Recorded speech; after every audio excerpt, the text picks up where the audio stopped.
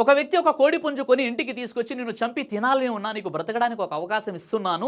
రేపు పొద్దున్నే లేచి అన్ని కోడి పుంజుల్లాగా నువ్వు కూత పెట్టకుండా ఉంటే నేను నిన్ను వదిలేస్తాను అంటాడు.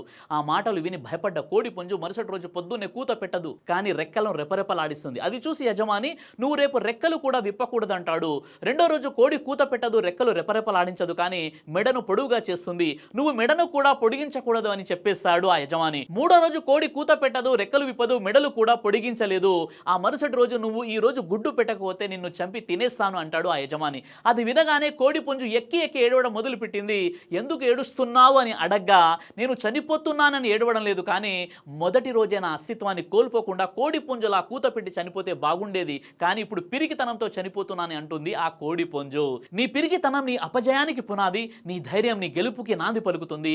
నీ కోసం ఎవరు రారు, మొదటి అడుగు నీదే అవ్వాలి, చివరి అడుగు నీదే అవుతుంది.